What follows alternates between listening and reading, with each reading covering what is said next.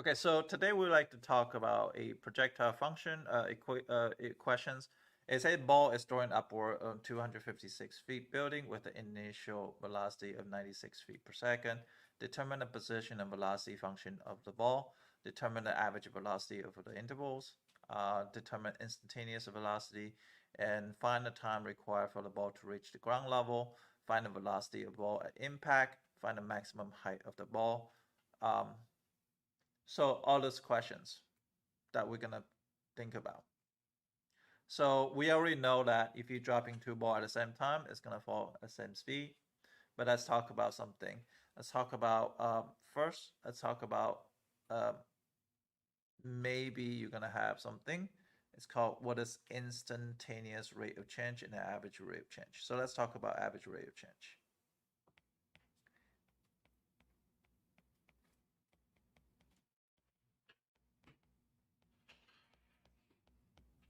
So if I told you, say something average rate of change, so those are the things that you should know right away. If I talk about average rate of change, it's a changing of something over changing of something.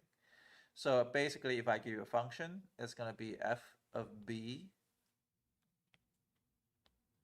minus f of a over b minus a. That's called average rate of change.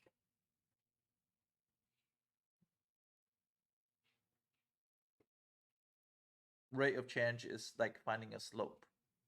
Okay. Now there is something called average. It's not average. It's called instantaneous.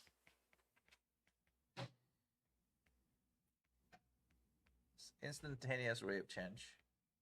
Well, what is the difference between instantaneous rate of change versus average rate of change? What do you think instantaneous rate of change mean? Yes. Yes, Dashan. Which is in this case would it be what? If it's at one specific point versus mean what? Yes.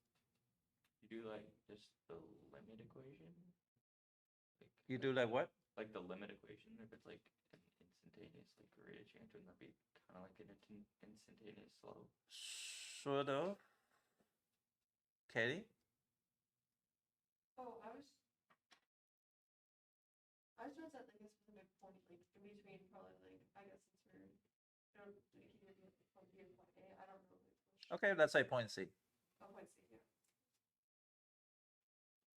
Okay. Kevin?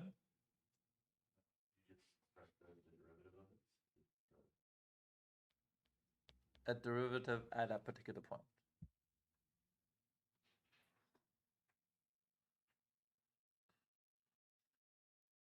So if I want an instantaneous rate of change of something, then I just take a derivative, I plug in the value. If I want to know average rate of change, I take the difference and divide by the difference of the values, output, inputs. So that's the main difference. Now we're gonna use this to apply to internal velocity. And so velocity is gonna be, well, let's think about velocity. Velocity is, what is the average velocity?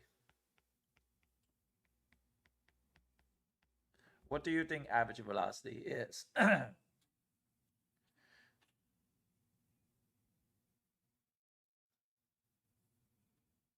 If I define S of t is a precision functions, V of t is equal to velocity function, and A of t is acceleration of functions. So if I says, so what do you think average velocity is? Delta V over delta t. Delta V over delta t. What else? S of t is a position. Yeah, in terms of physics, they probably use x of t or y of t, depends on if you're talking about. In this case, it's going to be h of t, which is the height. So Ethan says changing velocity over changing time. Do you think that's right? What do you think average velocity? If you already take physics, you should know this. What'd you say? Somebody had to speak up. I don't know who speak. Isn't it just distance over time? Like, you'd have to like average it. Yeah, so he says changing velocity over changing time. You says changing distance over changing time. Do you don't disagree with him? What's gonna be the change of it? So what do you think is?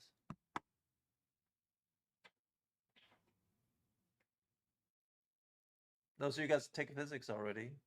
Dashin, what do you think?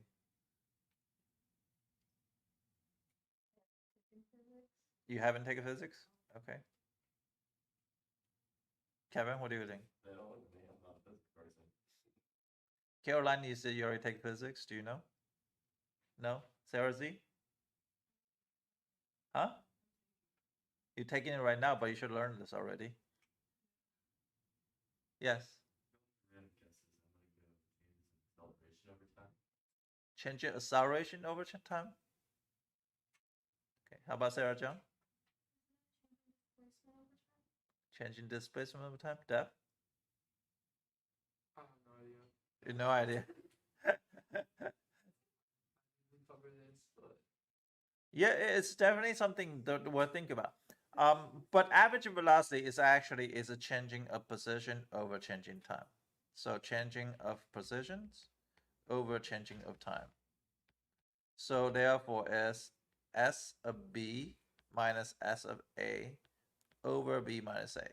Now, Ethan, give me an answer. Is a lot of major misconception is they think about average velocity, it's just average. You take a velocity and you average it, but it's not. It's actually take a position, you average it.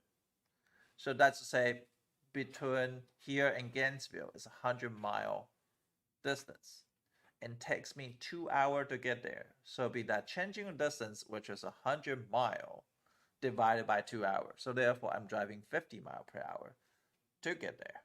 It's my average velocity.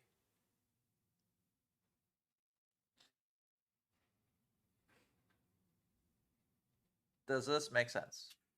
But a lot of misconception is V of B minus V of A over B minus A. It's not. There's another definition of this, which is laid down. We're going to talk about again when we deal with integrals. But it's not changing acceleration over changing time because that's going to be a little bit different. Now, what's average acceleration then? What do you think average acceleration is?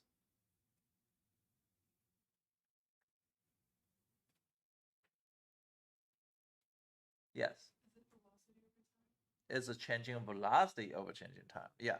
Now it's a be changing of velocity over changing time. So it'll be V of B minus V of A over B minus A.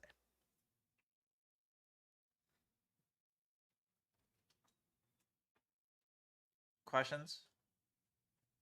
So now you're gonna see some similarity between average velocity, instantaneous velocity, and average velocity, and also we're gonna talk about instantaneous velocity. Let's see.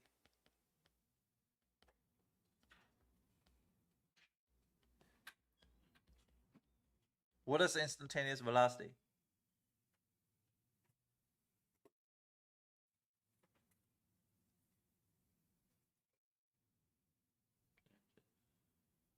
Yes, Kevin. The derivative Derivative position, yes. S prime of t is equal to v of t. It's called instantaneous. If you take a derivative of the function that you're gonna get.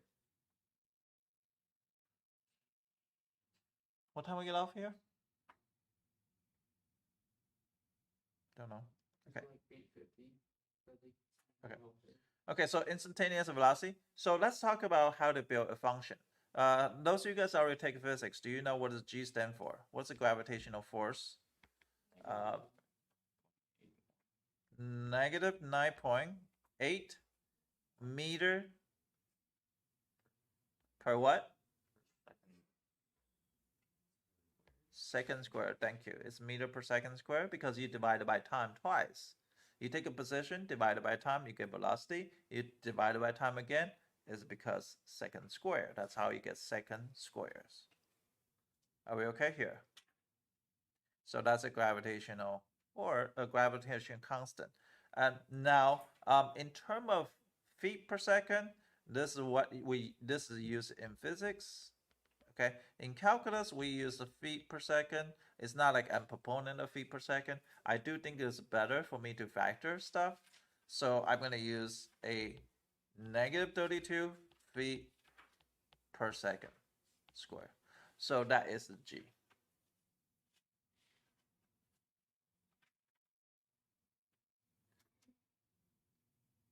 Katie, what are you looking at? Oh, no, never mind. I took notes on this before, just like you did like a YouTube video, and you were saying to look at it, but like it was in the wrong thing. My video? My video? Yeah. I asked you to. I think it was before like one of the last tests you were saying like look at if you wanted to look ahead or whatever. Oh, okay. Yes. Dashin? No, I was just like wondering if that wasn't equal or plus for the instantaneous velocity. Is equal to, yeah, s prime of t, which take a derivative of the position function. That's equal to s prime of t and v of t. So in this case, we're gonna deal with projectile. Projectile is actually interesting. So projectile functions. Projectile functions. So we're gonna do it in terms of calculus way, not in the physics way. In the physics, it's gonna use negative 9.8. I'm gonna use negative 32 feet per second. So in this case, is h of t. Oh, let's do s of t. Projectile functions. S of t is equal to half of a g t squared plus v0 t plus s0. But what is half g? Well, g is negative 32, right? So can I just plug in to the half times g, which is negative 16 t squared plus v0 t plus s0. Does that make sense? If g is negative 32, so it'd be negative 16 t squared plus v0 t plus s0.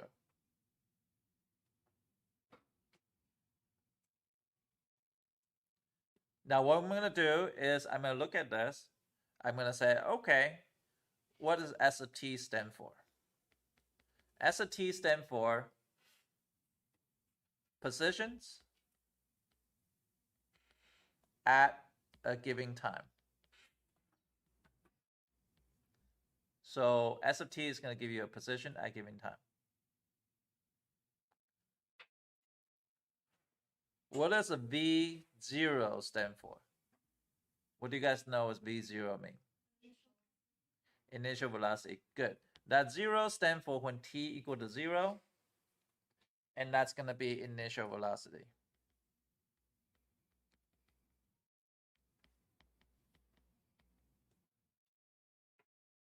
You okay, Trevor?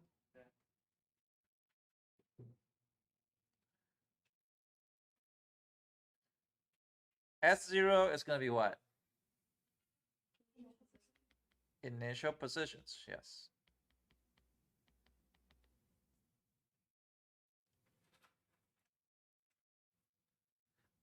Now, if I take a derivative of s prime of t, that's going to give me v of t. If I take a derivative of v prime of t, that's going to give me a of t, which is also means s double prime of t. So those are the things that you should get right away and understand right away.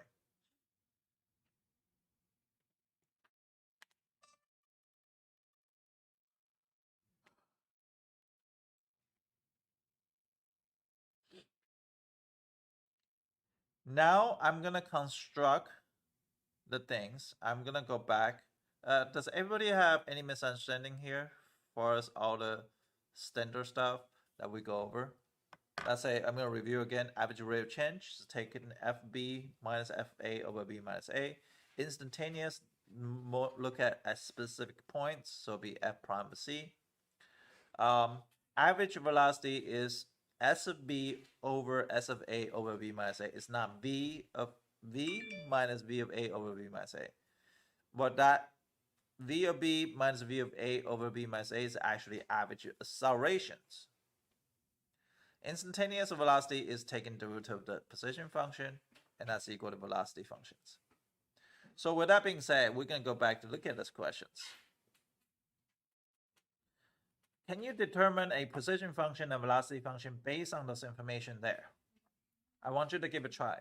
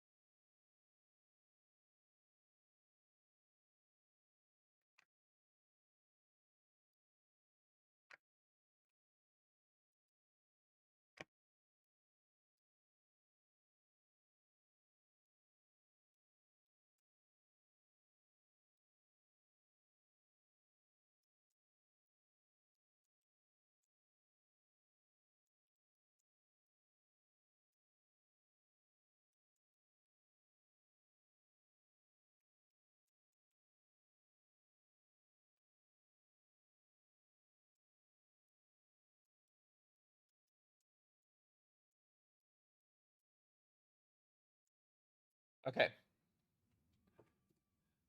It's actually pretty easy. You just had to plug in the informations. I'm gonna plug in the information in a second.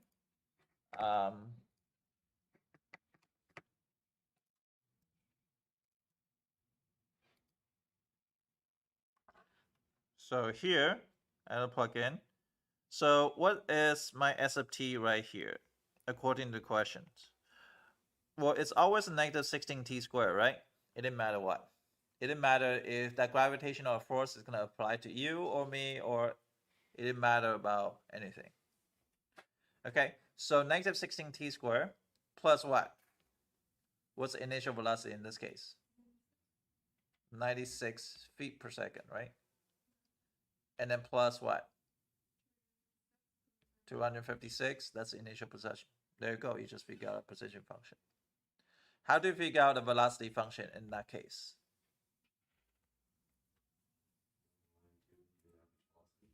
Huh?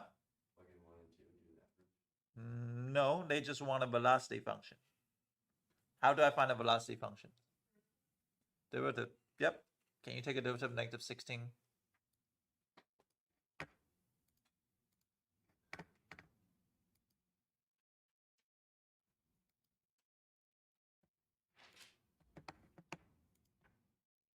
Negative 16t squared plus 96t plus 256.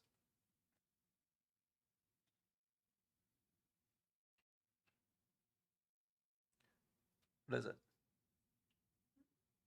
Negative what? There you go. That's it. Can you figure out acceleration function? Take a derivative again. And guess what? Negative 32 feet per second square. And that was the same as the gravitational force. That's why that acceleration can use as gravitation constant in this case. It will start at negative 16. Negative 16 feet per second square is a half of gravity, not a full gravity.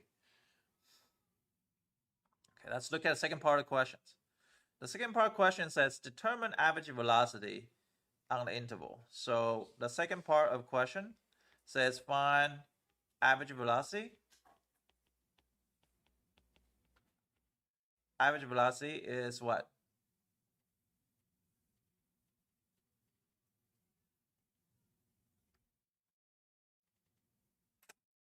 s of 2, right? Between 1 and 2. So it'll be s of 2 minus s of 1. On AP exam, just write this out. If you gotta write this out, you will get a point already. If you get a value wrong, then that's still better off. So I always plug in like this. So you're gonna say average velocity is equal to s of 2 minus s of 1 over 2 minus 1. Write this out, you're gonna get a point. And on the bottom's 1. So I'm gonna plug in 2 in there. Well, I know 256 is gonna subtract each other. It didn't matter that initial position because 256 kind of subtract each other. So I'm just gonna plug in 2 into there. So it'll be negative 64 plus 96 times 2. So it'll be, I think it's 128 minus, if I will plug in 2, that's going to be negative 64. Wait, hold on a second. If I plug in 2, it's going to be 128 plus 256 minus something else plus 256. If I plug in 1 in there, it's going to give me 80. So 256 kind of cancel out each other. So it'll be 48 over 1, which is feet per second. Which equation are you plugging this into? The S of t equation? Yep. S of t. Okay. I just don't work out in detail. I kind of work in my head, but it's feet per second. So if I plug in, I just plug it, I treat it as like this. Because I know 256 is going to subtract each other anyway. So I just plug in 2 into the t square and the 96t. I got 128. And I plug in 1 in here, then that's going to give me 80. So basically 256, they kind of cancel out each other. So it'll be 128 minus 80. I can plug in. I mean, it's up to you. Just plug in. You know, How do I find the average velocity? How do I find the instantaneous velocity?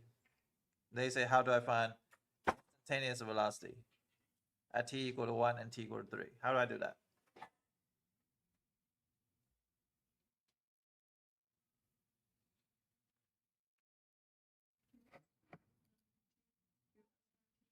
S prime t, good. What is S prime t? We know it's negative 32t plus 96, right?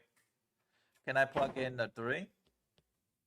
Yeah, negative 32 times 3 plus 96, which is equal to 0. Oh, what do you know? You have a 0 velocity when you throw something up there. We can come back to this. Can I take a derivative, plug in 1? Yeah, plug in 1 plus 96. So at 1 second, I'm actually have a 64 feet per second. And this is actually 0 feet per second, right?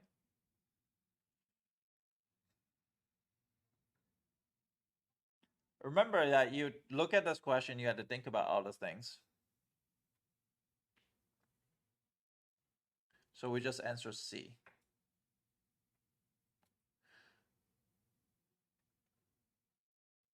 How do you find the time when they reach the ground level?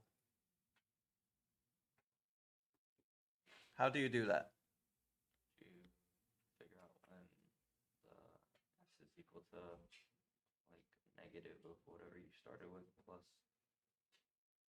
Almost. velocity b equals 0. No. Velocity equal to 0 is not. Velocity is equal to 0. Instantaneous velocity equal to 0 is equal to something else. But we're going to talk about, yes. Set position equal to 0. Because position equal to 0, if you throw something up, it's you start 256, right? So you want to get to 0, so you set S of t equal to 0. Does that make sense? So then you're going to have negative 16t squared plus 96t plus 256 is equal to 0. End up, I can factor this. Can I? I factor out negative 16. T squared is minus 6t. And 256, I don't know, I think 16. And I'll factor more. T minus 8 and t plus 2, right? And I find out is t equal to 8 seconds and t equal to negative 2. Which one does not apply? The -2. You cannot have a negative time, right? It's called time constraint. So at 8 seconds, it takes 8 seconds to fall on the ground if I throw out 256 feet.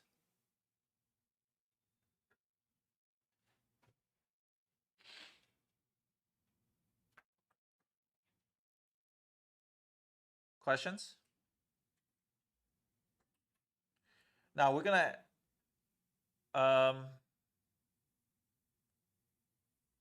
how do we find the velocity of ball at impact? That means when it land on the ground. How do I find the velocity?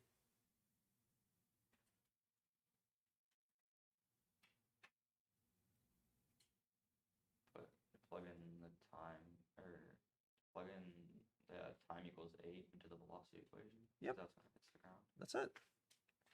You can find out E is a fun. So just plug in V of t, just plug in V of 8, right? So it'd be negative 32 plus, I don't know, 96. And plug in 8. So it'd be negative 32 times 8 plus 96. I have no idea what negative 32 times 8 is. Is that 256? Plus 96. So that's equal to what? 160 feet per second? It's pretty fast. Do you have to keep the negative sign? Yes, I do. Now the last and final questions.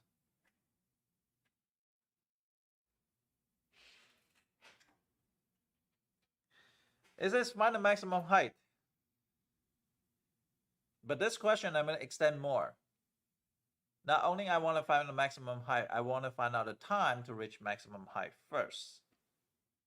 But how do I find the maximum height? Dev? Y velocity is equal to 0. At the top, it's not moving. Right. So when I throw in the marker up, right? And if I take a still frame pictures, or those slow exposure rate picture, you're gonna see a bunch of marker, like you're gonna see the image of a bunch of markers, and then, but only one image is stand still, is on the top, is at the highest part, because that at the highest part, the marker is not going up or not going down. It's not going up or going down. They have a velocity of 0. Does that make sense? Which is we know where it's at.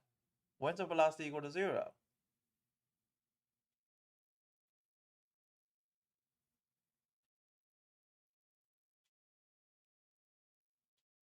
Do you see that? We know it's set the derivative equal to 0, which is negative 32t with a 96. You solve for that, t equal to 3. Does that make sense or no? So negative 96